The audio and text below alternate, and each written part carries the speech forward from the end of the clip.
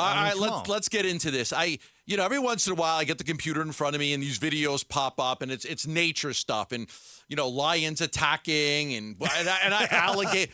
Some like soccer player got eaten by an alligator today. Did you see that one? Honestly, seriously, like a soccer player jumped in a lake infested with crocodiles.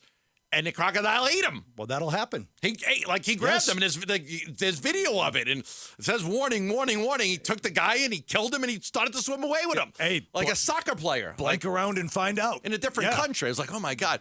To me, any country, the Pac-12 is the wildebeest. The Lions are the Big Ten, and the hyenas are the Big 12 right now, picking off the carcass. Just picking off the meat.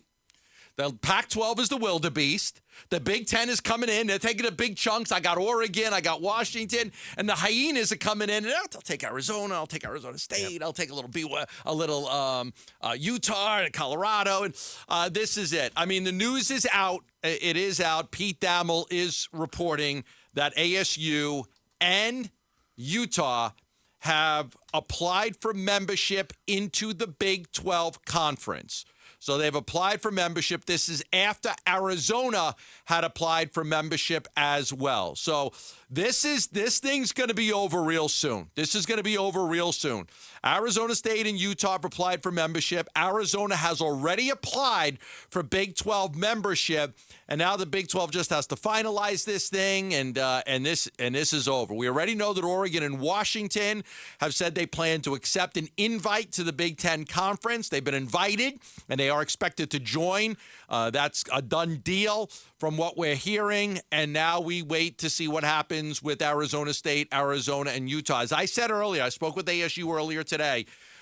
They've been a little they played it a little slow, a little bit of slow play with this, but they were always, they're going to go. They're going to go. It was told earlier today, it will be a 3-team deal. It will be a 3-team deal. Arizona's not going without us, and they're not going without Utah. So now I fully expect that will happen, and then look for a Pac-4 Mountain West type merger, and probably the end for George Kliavkoff. I mean, he can't come in and say, "Can I be the commissioner of this league?" No.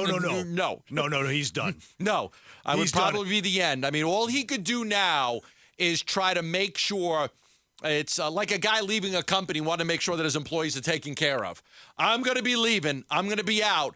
I got to make sure you four have somewhere to go. I don't want to leave you hanging. Let me see if I can do something with the Mountain West and make it happen before I'm gone. No, it's done. It's also the Rose Bowl, as we know it, will come to an end. And ASU fans will be happy that Arizona never made it.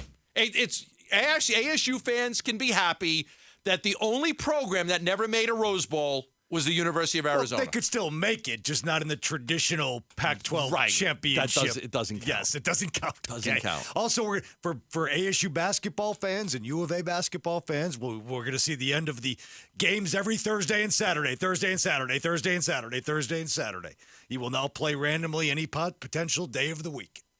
In the Big 12. Have to be you careful. might have a game on a Tuesday or a Wednesday or a Friday. They'll have to be careful with the schedules. They'll have to cater a little bit to the student athletes because of the extra travel involved. I would think that's not the way other conferences do it. You play randomly. You might have a game on the road on a Wednesday. You might be at home. You might be at home on a Wednesday and on a Saturday. Can you go Tuesday, Friday on the road? Sure.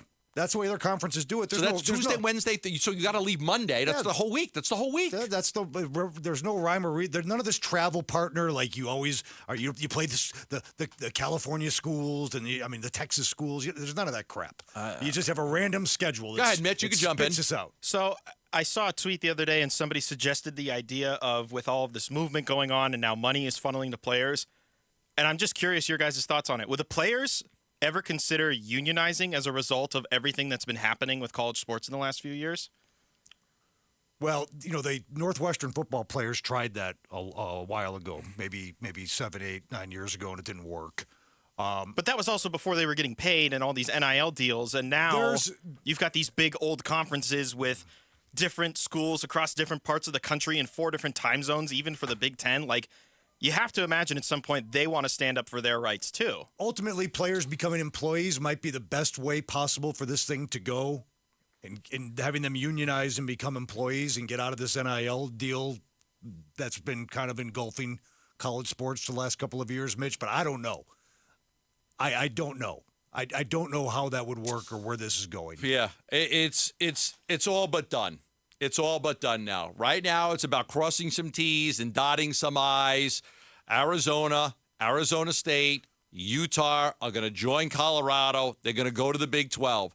I mean, these rivalries between USC and UCLA were going to be over anyway, but now you lose Washington State, Oregon State, Stanford, Cal. Am I missing anybody there? Because that's it. So that's over. I mean, that's over. The conference is going to be split in three. It's going to be split in three. You're going to have 4 schools in the Big 10, 4 schools in the Big 12, and 4 schools likely to merge with the Mountain West. That's what's likely going to happen, but who knows? I mean, Kliakov may screw that up too, somehow. But that's all he can do right now. He is an outgoing guy. He's going to be out of a job.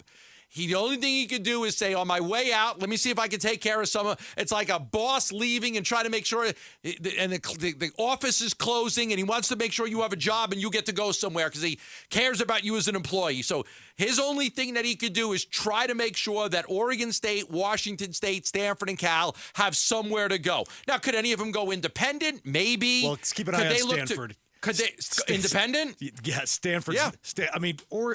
Oregon State and Washington State, nice fits in the Mountain West. Stanford's not going to be one. They're not going to want to be in the Mountain West. I'm telling you right now. That is academically and athletically beneath them. To be in the Mountain West? Yeah. Then they could go. I mentioned it. They could go independent. They could go independent. They could fancy themselves like the West Coast version of Notre Dame. Athletically and academically, even though the football team has hit a rough patch the last 4 or 5 years. Yeah. Well, Cal's got high academic standards too, don't they? They do. Yeah, Cal Berkeley, obviously. Yeah. That's going to be interesting to see if they actually go to the Mountain West. Risky territory to be in if you're an independent. You're a Notre Dame fan. You've got history and tradition. Risky. Yeah. Stanford. Yeah, that'll be a lot. It'll be a lot more difficult for Stanford to do that. But boy, Stanford in the Mountain West.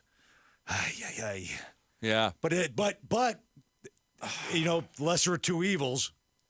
They might have no choice, but they are not going to want to do that. No. I don't even know what the Mountain West annual payout is. I'd have to look at their TV contract to try to find out. But they might come banging on the door of the Big Ten. Like, just take us and Cal. We'll come for 30. It doesn't seem like they want them. They would want them academically. The Big Ten would. They would. They would love to have Stanford. Believe me, they would. Academically. Yes. But it doesn't look like they want to go to 20. Of course. I don't know that they want to go to 20 schools.